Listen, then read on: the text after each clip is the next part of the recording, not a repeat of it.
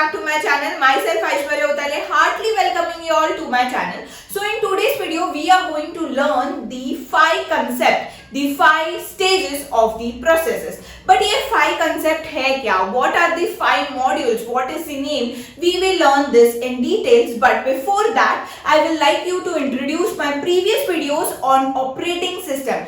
वो किस पर था? मेरे definitions of operating system पर था, types of operating system पर था, and what are the services provided by the operating system. So ये जो भी bucket of 4 या 3 videos है, please go watch that video first and move to this video so you will get that clear understanding about what is operating system. Operating system क्या क्या करता है हमारे सिस्टम को, हमें यूजफुल चीजें क्या क्या देता है. So वो मैंने वीडियो बनाया है. Please go watch that video and move to this video. So let's get started with today's video. So today's video is based on process state model. What do you mean by process state model? That means हर एक process या बहुत सारे process हमारे system में simultaneously run होते रहते हैं. तो ये जो प्रोसेस है ना, वो कहीं ना कहीं तो कोई तो स्टेट होता है. What do you mean by state? अगर एक प्रोसेस रन हो रहा है, that is process A. But process A मेरा रनिंग स्टेट पर है या वेटिंग स्टेट पर है या अबॉर्ट हुआ है या कंप्लीट हुआ है. How we can understand? So ये अंडरस्टैंड करने के लिए we have the 5 stages that we name has process state model. जैसे has a human being, for example when we were childrens, like small childrens, we used to play. We were in the playing stage.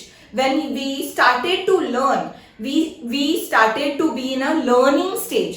When I came to the degree, as a human being, we came to the degree colleges, we are at making our career state. When we are at the job, we are at the corporate life, we are at the financial state, right? Everyone needs stability in their life, so we are doing state by state, we are moving forward. Backwards तो नहीं आ रहे. As a human being, बराबर वैसे ही process भी आगे बढ़ता जाता है हर एक स्टेट. बट ये स्टेट के नाम कैसे होंगे? ये स्टेट के नाम मेरे 5 जो मैं अभी ड्रॉ करूंगी डायग्राम, उसके बेस्ड पर होगा. So let's get started with this concept. Okay, so ये प्रोसेस स्टेट मॉडल के पहले what you have to understand, there are 2 parameters. The one parameter is program and the other parameter is process.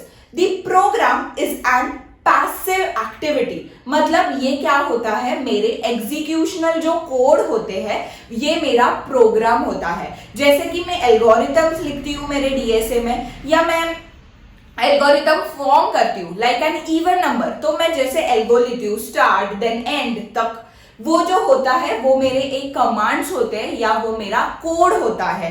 To if when I run that code I start my process, right? तो वैसे ही जब भी मैं कोई code लिखती हूँ या command लिखती हूँ, उसे मैं प्रोग्राम कहती हूँ. प्रोग्राम ये मेरा कोड होता है, लाइंस होता है कि कैसे मेरा प्रोसेस एग्जीक्यूट होगा. सो ये मेरा पैसिव एंटिटी होता है, पैसिव एक्टिविटी होता है. But what you mean by program? Program is a very active entity. मतलब यहाँ क्या होता है, यहाँ एग्जीक्यूट, जो मैंने प्रोग्राम लिखा है वो प्रोग्राम एग्जीक्यूट होता है. दैट मीन्स मेरा प्रोसेस रन होता है. सो ये है 2 entities, that is what you mean by program and what you mean by process. So I hope you understand this 2 entity which are important for your state diagram. After the process and program there again comes the 3 main concepts. Okay, ये 3 main concepts का नाम क्या होगा ma'am? Let's see. But let's take an example first. जैसे बचपन में we use to play, we जैसे friends आते थे, they use to call our name, then we भाग भाग के जाते थे. But we has a Indian parent and has every parent एक इंस्ट्रक्शन होता था कि बी सेफ, प्ले सेफ, गिरना नहीं चाहिए, आपको चोट नहीं लगनी चाहिए. सो ये मॉम एंड डैड, मतलब ये स्टेज के मॉम एंड डैड हमें ये इंस्ट्रक्शन देते थे. That will be very helpful for us, right? जब we were going at the job, okay, job start हुआ, then mom and dad will give you another instruction, that is do savings बच्चा, it will be very helpful for your future. तो जैसे बचपन के stage में mom and dad थे and the final stage में mom and dad थे, उनके इंस्ट्रक्शन हमेशा बदलते थे, that will be very helpful for us at that particular state, बराबर। वैसे ही प्रोसेस स्टेट मॉडल में जैसे प्रोसेस आगे आगे बढ़ता जाता है तो वो आगे आगे कैसे बढ़ेंगे, इसलिए वी इंट्रोड्यूस द हेल्पर्स। वो हेल्पर्स का नाम क्या है? वो हेल्पर्स का नाम है schedulers. So there are 3 types of schedulers. First is the long term scheduler, second is the short term scheduler, the third is the medium term scheduler. So ये 3 scheduler use होते हैं for my process state model. ये 3 जो scheduler है, it will help us, it will help our system to never lag and to execute our process very efficiently and आपको utility मिलेगा. Understood? So let's get started with this 3 scheduler and the process state diagram. So this is the process state model.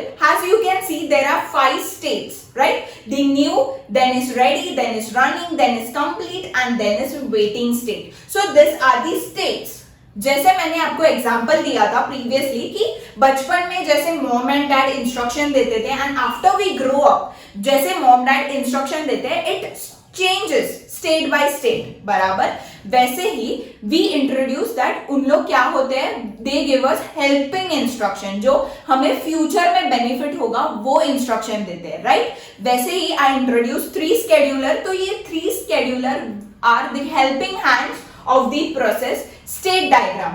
वो हमें instruct करता है, that scheduler will help us so that हमारा process exactly accurately execute होगा and हमें result मिलेगा। So there are 3 schedulers. तो let's begin with the first scheduler, that is long term scheduler. So long term basically नाम पर ऐसे कुछ नहीं है कि लॉन्ग टर्म चलता रहेगा, नो।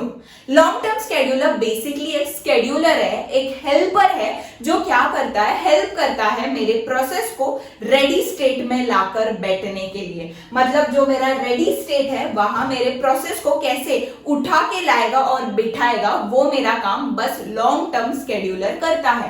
तो कैसे करता है, let's take the example. Okay, जैसे मेरा सेकेंडरी मेमोरी बहुत बड़ा होता है, मेरा मेन मेमोरी सेकेंडरी मेमोरी से काफी छोटा होता है, बराबर। तो मेरा प्रोसेस ज्यादा कहाँ स्टोर होगा बच्चों?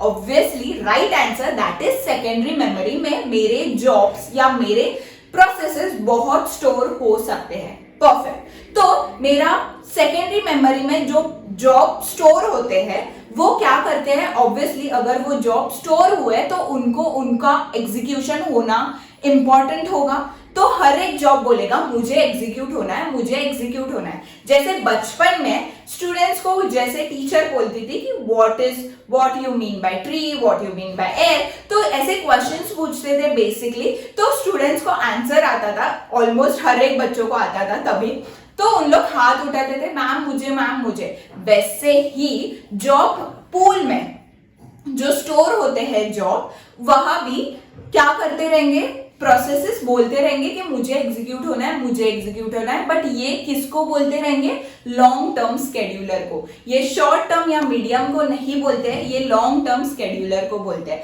सो अंडरस्टूड, सेकेंडरी मेमोरी में बहुत सारे प्रोसेस स्टोर होते हैं, उसे कहते हैं जॉब पूल या प्रोसेस पूल, जहां बहुत सारे प्रोसेस स्टोर होते हैं। ओके, सो ये प्रोसेस न्यू क्रिएट भी हो सकते हैं। तो जैसे नए नए प्रोसेस मेरे जॉब पूल में डाला जाएगा तो वो क्या होते हैं, न्यू प्रोसेसेस। तो वैसे ही this comes the first state, that is new वाला स्टेट, दैट इज जैसे प्रोसेस प्रोड्यूस होगा वो पहले जॉब पूल में ड्रॉप होगा, तो उसे न्यू प्रोसेसेस मिलते हैं जॉब पूल में, तो उसको कहते हैं न्यू प्रोसेसेस। और ये कहाँ होता है, ये मेरे सेकेंडरी मेमोरी में होता है। प्लीज बच्चे ये दिमाग में रखना। ओके, नाउ मूविंग फॉरवर्ड, तो लॉन्ग टर्म स्केड्यूलर कैसे जॉब को लाता है? तो लॉन्ग टर्म स्केड्यूलर बेसिकली क्या करता है, जो बच्चों को बहुत ज्यादा हाथ ऊपर करते हैं, जो पूल्स बहुत ज्यादा हाथ ऊपर करते हैं, उनको लेता है। दैट मीन्स जो प्रोसेस रेडी है या जिसको एग्जीक्यूट होने की इच्छा है, उनको प्रोसेस पूल से निकाला जाता है from my secondary memory and bring to my main memory and put in the queue of the ready queue. Understood? क्या करता है लॉन्ग टर्म स्केड्यूलर? वो जॉब पूल से जिसको जिसको एग्जीक्यूट होना है उनको उठाता है सेकेंडरी मेमोरी से and it moves to the main memory and put it in the ready queue. Okay, understood? So ये काम मेरा लॉन्ग टर्म स्केड्यूलर करता है। दैट मीन्स वो कहां से कहां तक काम करता है? यहां से यहां तक। अंडरस्टूड? सो ये काम मेरा लॉन्ग टर्म स्केड्यूलर करता है। Let's move to the short term scheduler. मैं पहले इन जनरल आपको डिटेल में बताती हूँ। Okay, then we will go to the great detail वाला। लॉन्ग टर्म स्केड्यूलर बेसिकली क्या करता है, जैसे रनिंग रेडी स्टेट तक तो लॉन्ग टर्म स्केड्यूलर जॉब बिठाता है, वैसे ही रेडी टू रनिंग स्टेट तक मेरा शॉर्ट टर्म क्या करता है? मेरा शॉर्ट टर्म काम करता है। मतलब रेडी टू रनिंग स्टेट तक लाने के लिए शॉर्ट टर्म क्या क्या प्रोसीजर फॉलो करता है, ये सब काम, ये सब हेल्पिंग हैंड्स मेरा शॉर्ट टर्म प्रोसेस को प्रोवाइड करता है। ओके, सो कैसे करता रहेगा? जैसे मैंने आपको पहले बताया था एट दी फर्स्ट या सेकेंड वीडियो में, please go watch that video कि क्या होता है। Okay, so types of operating system में जैसे मैंने बताया था, देर आर टू स्कीम्स या टू मेथड्स जो मेरा सीपीयू स्केड्यूलिंग या शॉर्ट टर्म स्केड्यूलिंग यूज करता है। That is the pre-emptive and the non pre-emptive process. Okay, अभी लेट्स इमेजिन यहां बहुत सारे प्रोसेस बैठे हैं। ओके, यहां बहुत सारे प्रोसेस बैठे हैं, करेक्ट? बट नाउ अभी ये प्रोसेस में से किसी को तो ज्यादा एग्जीक्यूशन टाइम लगता रहेगा, किसी को कम एग्जीक्यूशन टाइम लगता रहेगा, बराबर? But short term scheduler decide करता है कि उसको प्रीएम्प्टिव स्केड्यूलिंग से जाना है या नॉन प्रीएम्प्टिव स्केड्यूलिंग से जाना है। Okay, so what you mean bye pre-emptive scheduling? जो फोर्सफुली प्रोसेस को बाहर निकालते हैं कि चल तेरा टाइम आउट हुआ है, तू अभी निकल। मतलब प्रीएम्प्टिव स्केड्यूलिंग में क्या होता है, we set a time barrier. Okay, जैसे टाइम होता है हर एक प्रोसेस को एग्जीक्यूट करने। लेट्स टेक एन एग्जांपल, अगर 10 एग्जांपल, अगर we take the scheduler name that is Robin Hood. Okay, उसमें क्या होता है, जैसे डायग्राम में दिखाया है 10 प्रोसेसेस या जितने भी ABCD प्रोसेस है वो लिया जाता है, या 1 2 3 प्रोसेस। नाउ ये प्रोसेस को, हर एक प्रोसेस को कोई तो टाइम क्वांटम दिया जाता है। अगर मेरे फर्स्ट प्रोसेस को 10 नैनो सेकेंड्स लगता रहेगा, सेकेंड प्रोसेस को 20 नैनो सेकेंड्स लगता रहेगा, थर्ड प्रोसेस को 2 नैनो सेकेंड्स लगता रहेगा, but the quantum number is 2। Now पहले फर्स्ट आएगा, 2 क्वांटम नंबर मतलब 2 नैनो सेकेंड वर्क करेगा, निकाला जाएगा। सेकेंड आएगा, 2 नैनो सेकेंड काम करेगा, निकाला जाएगा। थर्ड आएगा, 2 नैनो सेकेंड काम करेगा, निकाला जाएगा। फिर से मेरा फर्स्ट आएगा, फिर से मेरा सेकेंड आएगा, बट थर्ड पूरा एग्जीक्यूट हुआ है क्योंकि वो बस 2 क्वांटम या 2 नैनो सेकेंड था, राइट? वैसे ही हर एक प्रोसेस को टाइम दिया जाता है कि तुझे बस इतने से इधर तक काम करना है और खुद से निकल जाना है। उसको कहते हैं pre-emptive scheduling. Understood? Non pre-emptive scheduling में कुछ नहीं, प्रोसेसेस एकदम चिल में होते हैं, वो खुद का काम करता है और खुद से निकलता है। We can't force them, we can't even force them to come out. बहुत हुआ एग्जीक्यूशन, नाउ कम आउट, बहुत टाइम लिया, ये नहीं कर सकता मेरा स्केड्यूलर, बिकॉज वो कौन से मेथड से गया? Non pre-emptive. Okay, short term scheduler has 2 processes, has I explain, that is pre-emptive scheduling and non pre-emptive scheduling. You understand the part of the preemptive and the non-preemptive. Now let's move to the non-preemptive scheduling. Okay, non-preemptive scheduling basically what it does, वो उसको कुछ matter ही नहीं करता। अगर एक process को पूरा दिन चाहिए रहेगा एग्जीक्यूट करने, still it will B okay, क्योंकि मैं उसको फोर्सफुली हाथ पकड़ के बाहर नहीं निकाल सकती, क्योंकि वो प्रोसेस इंडिपेंडेंट है, कुछ भी करे, कितना भी टाइम करे। बट नॉन प्रीएम्प्टिव में डिसएडवांटेज क्या होता है? सीपीयू यूटिलिटी, हमें रिजल्ट बहुत स्लो मिलते हैं अगर मेरा प्रोसेस बहुत ज्यादा बड़ा होगा। करेक्ट। तो इसमें एल्गोरिथम्स है, जैसे कि फर्स्ट कम फर्स्ट सर्विस है, शॉर्ट जॉब सर्विस है, ऐसे बहुत सारे एल्गोरिथम्स है। तो ये हम आगे वीडियो में जाएंगे तभी देखेंगे। सो ये सब हैंडल नॉन प्रीएम्प्टिव के दोनों जो एल्गोरिथम्स है वो मेरा शॉर्ट टर्म स्केड्यूलर करता है कि कौन से मेथड से जाना है। Okay, now coming to the preemptive scheduling. Preemptive scheduling has many algorithms. Short job remaining time, then is Robinhood, then is priority, higher priority देखेंगे, lower priority, बहुत सारे होते हैं। So ये सब मेरे प्रीएम्प्टिव स्केड्यूलिंग के एल्गोरिथम है, ये मेरे नॉन प्रीएम्प्टिव स्केड्यूलिंग के एल्गोरिथम है। Understood how I divided this two part of the short term scheduler. Now short term क्या करता है, from the ready to running state वो एक डिसाइड करता है कि उसको कौन सा एल्गोरिथम या कौन सा टाइप परफॉर्म करना है। टाइप मतलब प्रीएम्प्टिव या नॉन प्रीएम्प्टिव। अगर वो प्रीएम्प्टिव में गया देन ये जो शॉर्ट जॉब रिमेनिंग टाइम है जो लिस्टेड डाउन किए हैं वो एल्गोरिथम्स यूज करेगा। अंडरस्टूड। बट अगर वो नॉन प्रीएम्प्टिव में गया तो this are the list down algorithms will it use. Okay, so short term का बेसिकली काम क्या है, एल्गोरिथम्स परफॉर्म करो and to get better result या fast result to the user so that the process मेरा परफेक्टली कंप्लीट स्टेट पर जाएगा। Understood. So ये काम मेरा शॉर्ट टर्म स्केड्यूलर करता है। That means from ready to running वाला स्टेट मेरा शॉर्ट टर्म स्केड्यूलर देखता है। अंडरस्टूड। शॉर्ट टर्म स्केड्यूलर क्या करता है। Now let's come to the difference between the short term and the long term. Now short term basically क्या करता है, एल्गोरिथम्स रन करता है टू परफॉर्म। ओके, बट यहाँ शॉर्ट टर्म में ऐसे भी प्रोसेस होंगे जिसको इनपुट आउटपुट सर्विस या अदर डिवाइसेस लगते रहेंगे, राइट। सो तब क्या करेंगे, अगर ये मेरा CPU that is main memory में ये चलता होगा, दैट इज ये मेरा सीपीयू एग्जीक्यूशन होगा, बट आफ्टर कंप्लीशन P1 का, जैसे लेट्स टेक द एग्जांपल, ये मेरा P1 प्रोसेस है। Okay, short term scheduler perform pre-emptive method and उसको P1 को वो यहां लेके गया। Okay, now P1 process run हो रहा है मेरे सीपीयू में, but now P1 process needs an input output service. तो क्या करेगा भाई P1 सर्विस, तो P1 सर्विस को लेके we have to put in the waiting state. यहाँ वेटिंग स्टेट में उससे क्या मिलेगा, उसे इनपुट आउटपुट डिवाइसेस या इनपुट आउटपुट ऑपरेशंस मिलेगा या अदर ऑपरेशंस जो उसको लगते हैं या रिसोर्सेस जो उसको लगेंगे, ये इसके लिए वो वेटिंग स्टेट में जाएगा। अंडरस्टूड। सो जैसे मेरे P1, जैसे ये मेरे जो रेडी क्यू है उसमें ऐसे प्रोसेस भी होंगे जहां मेरे को इनपुट आउटपुट सर्विसेज भी लगेंगे या सीपीयू सर्विसेज भी लगेंगे। अंडरस्टूड। सो ये वेटिंग स्टेट का अभी तक जस्ट कंसेप्ट बता रही हूं कि वेटिंग स्टेट कब जाता है, जब भी उसे अदर रिसोर्सेज चाहिए सीपीयू के अलावा।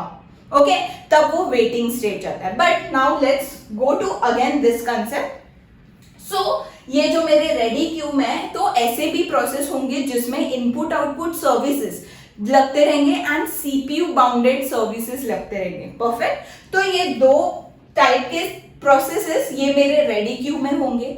But what can short term do, short term can't do anything, उसको बस सिलेक्ट करना है एंड रेडी क्यू में मतलब रनिंग रेडी से रनिंग स्टेट तक लेके जाना है by using various algorithms.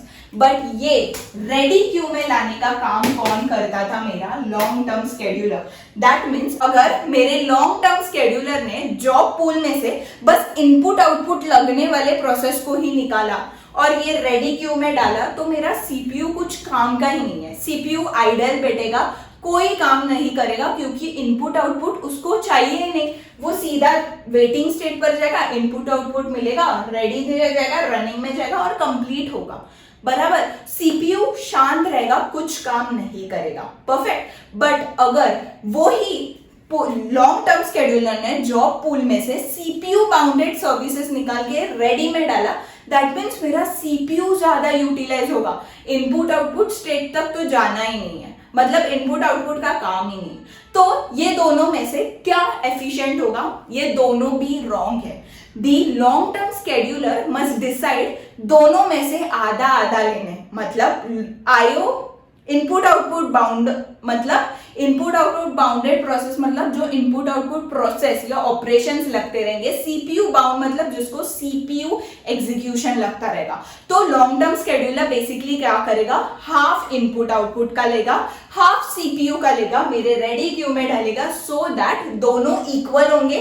That means मेरा सीपीयू भी इक्वल टाइम रन करेगा एंड मेरा इनपुट आउटपुट डिवाइस भी इक्वल टाइम रन करेगा। दैट मीन्स मेरा long term scheduler degree of multi programming क्या कर रहा है, degree of multi programming increase कर रहा है। अंडरस्टूड द डिफरेंस की long term scheduler and short term scheduler क्या करता है, यहां मेरा डिग्री ऑफ मल्टी प्रोग्रामिंग जो है वो पूरा डिपेंडेंट है मेरे लॉन्ग टर्म स्केड्यूलर में, मतलब इसको ज्यादा फ्रीक्वेंसी या ज्यादा फ्रीक्वेंट रहना नहीं लगेगा, इसको कम फ्रीक्वेंट रहना लगेगा, जब तक बस उसको अपने प्रोसेस को आधे आधे चुनने हैं, दैट इज इनपुट आउटपुट, और सीपीयू को आधा आधा चुनना है, मतलब उसको ज्यादा काम नहीं है, बट उसको एफिशिएंटली दिमाग लगाना पड़ेगा कि आधे से ज्यादा नहीं लेना चाहिए, क्योंकि मेरा इनपुट आउटपुट रुक जाएगा या सीपीयू रुक जाएगा। Understood. Now moving to the short term scheduler. Short term scheduler बहुत काम करना पड़ता है, हर एक प्रोसेस को एल्गोरिथम में डालो, ये प्रोसेस जाएगा रनिंग स्टेट में, ये एग्जीक्यूट होके कंप्लीट होगा, ये सब मेरे शॉर्ट टर्म देखता है। तो यहाँ ज्यादा फ्रीक्वेंटली यूज किया जाता है मेरे शॉर्ट टर्म स्केड्यूलर के स्किल्स, इसलिए शॉर्ट टर्म स्केड्यूलर मेरे लॉन्ग टर्म स्केड्यूलर से ज्यादा परफॉर्मेंस देता है when short long term scheduler use the perfect choice of input output and CPU bound service. Understood, ये मेरा डिफरेंस है long term scheduler and short term scheduler. Understood. Let's move to the third scheduler, that is medium term scheduler. तो यहां तक मेरा process आया, running हो रहा है, but now P1 needs input output operation. तो P1 रनिंग स्टेट से किधर आएगा, वेटिंग स्टेट में आएगा, क्योंकि वो रनिंग स्टेट में रह के ही रुकेगा एंड बोलेगा मेरे को रिसोर्स दो, तो उसमें भी वेटिंग का टाइम आ जाएगा, बराबर। मतलब मेरा सीपीयू रुक गया है, सो दैट P1 को कोई एग्जीक्यूशन चाहिए, वो भेजने के बाद P1 स्टार्ट होगा। तो ये इसमें क्या होता है, टाइम बहुत वेस्ट होता है, बराबर। तो P1 को मैं क्या करूंगी, वेटिंग स्टेट पर लाऊंगी। ओके, सो P1 जब वेटिंग स्टेट पर आएगा तब P1 को रिसोर्स दिया जाएगा, P1 अगेन रेडी हो जाएगा। जब उसको रिसोर्स मिलेगा, P1 रेडी से फिर से वेट करेगा क्योंकि अब मेरे को अपॉर्चुनिटी मिलती है कि वो रनिंग स्टेट में जाए, तो वेट करेगा और फिर रनिंग स्टेट पर आएगा, वैसे कंप्लीट होगा। ओके, नाउ P1 को आईओ डिवाइस मतलब इनपुट आउटपुट मिला है, तो वो रन होगा पूरा एंड देन वो कंप्लीट होके बाहर चला जाएगा। ओके, सो ये था मेरा कैसे P1 स्टेट रन होगा। But now comes the problem, अगर मेरा ये P1 यहां रुका है, वैसे ही अगेन P2 आएगा यहां, मतलब P2 यहां रनिंग होगा, P2 को भी लगेगा, वैसे ही P3 आएगा, वो कंप्लीट हुआ, P4 आएगा, वो भी कंप्लीट हुआ, P5 आएगा, P5 को भी इनपुट आउटपुट लगेगा, तो यहां अगेन P5 आएगा, P6 कंप्लीट होगा, P7 कंप्लीट होगा, P8 को इनपुट आउटपुट लगेगा, तो वो वेटिंग में चला जाएगा। मतलब यहां you can see waiting state में भी बहुत ज्यादा प्रोसेस स्टोर हो रहे हैं, क्यू में स्टोर हो रहे हैं, राइट। तो यहां से यहां तक ये तो मेरा सब मेन मेमोरी में काम चालू है, बराबर। मेन मेमोरी का क्या मैंने बोला डिसएडवांटेज, उसकी स्टोरेज कैपेसिटी थोड़ी कम होती है, काफी कम होती है मेरे सेकेंडरी स्टोरेज से। अगर मेरा वेटिंग स्टेट पे बहुत सारे प्रोसेस स्टोर होने गए, दैट मीन्स मेरा ऐसे नहीं हो कि जो मेरे को सच्ची रनिंग होके कंप्लीट होने वाले प्रोसेस है सीपीयू के, वो रुक जाए, या उधर प्रोसेस की मेमोरी कम पड़ जाए और वो रन ही ना हो, बराबर। यहाँ क्या हो रहा है, मेमोरी का थोड़ा प्रॉब्लम क्रिएट हो सकता है जब मेरे यहाँ के प्रोसेस थोड़े या ज्यादा ही आके वेटिंग स्टेट पर रुके हैं, बराबर। अगर P1 का प्रोसेस टाइम खत्म हुआ वो भी आके वेटिंग स्टेट पर रुकेगा।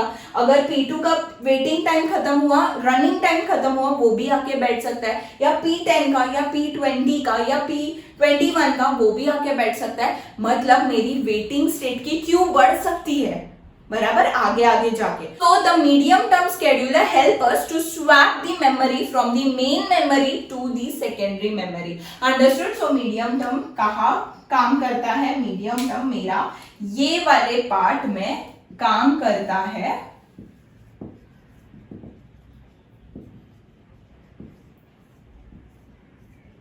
ओके, सो मीडियम टर्म मेरा क्या काम करता है? मीडियम टर्म मेरा बेसिकली काम करता है स्वैपिंग का। ओके, जब भी मेरे वेटिंग स्टेट पे बहुत सारे प्रोसेस वेट होते जा रहे हैं, ये देख के मेरी मेमोरी स्टोरेज का कैपेसिटी कम कम होते जा रहा है, ये देख के मीडियम टर्म स्केड्यूलर क्या करेगा? Medium term scheduler will select the process, like अभी वो P1 को सिलेक्ट करेगा, P2 को सिलेक्ट करेगा, P5 को सिलेक्ट करेगा, वो स्वैप करेगा सीधा सीधा मेरे सेकेंडरी मेमोरी में। अंडरस्टूड? सो दैट इधर की स्पेस थोड़ी कम होगी एंड यहाँ के प्रोसेस को कोई प्रॉब्लम नहीं होगा। अंडरस्टूड? मेरा मीडियम टर्म स्केड्यूलर क्या करता है? मेरा मीडियम टर्म स्केड्यूलर मेरे मेमोरी का कम करता है मेरे प्रोसेस निकाल के, सो दैट मेरी मेमोरी जो रेडी एंड रनिंग में है उधर ज्यादा यूटिलाइज हो एंड वेटिंग क्यू में नहीं हो। इसलिए वो स्वैप करता है from the secondary memory from the main memory to the secondary memory, so that कोई मेमोरी का इश्यू ना हो। Understood? So this is the long term scheduler, short term scheduler and medium term scheduler. Basically ये जो long term and short term है उसका बहुत ज्यादा काम रहता है। मीडियम टर्म स्केड्यूलर क्या करता है? It just swap the process from the main memory to the secondary memory, that is job pool में, सो दैट क्या होता है? मेमोरी बहुत ज्यादा यूटिलाइज नहीं हो रही है इन दी वेटिंग स्टेट, एंड जब भी प्रोसेस को कोई प्रोसेस का रिसोर्स मिला उसको सेकेंडरी मेमोरी, वो निकाला जाएगा, फिर से वो रेडी क्यू में डाला जाएगा, रेडी क्यू से रनिंग वो कंप्लीट होना चाहता है तो वो कंप्लीट होगा। अगर उसको कोई और रिसोर्स लगेगा जैसे सीपीयू हुआ इनपुट, वो अगेन वेटिंग में आएगा, again same process. Understood this state diagram how it works? It works on the base of the three pillars, that is long term, short term and medium term. ये जो है उसके ऊपर पूरा काम करता है। Now medium term scheduler less करता है मेरे मल्टी प्रोग्रामिंग में या इंक्रीज करता है? No, it decrease the multi programming, क्योंकि यहाँ के प्रोसेस को वो अगर स्वैप करता है मेरे सेकेंडरी मेमोरी में, again from the secondary memory to the main memory लाने के लिए भी टाइम लगता है बच्चों, राइट? तो वहां भी वेस्ट होता है टाइम। तो यहाँ मेरा degree of multi programming decrease होती है at the stage of medium term scheduler. Understood? So this was the pure explanation about the 5-state process. अगर नहीं समझा है तो please go rewind back or else you can comment on the comment section. I hope you have enjoyed this video a lot. I enjoyed too by explaining this every part of it for you guys. So आगे जाके और interesting होने वाला है मेरा operating system basically. So इसलिए you have to judge the free का work, that is like, share and subscribe to my channel so that Aishwarya pop up होगी कि आज कोई तो नया वीडियो डाला है। All the best, bye bye, love love.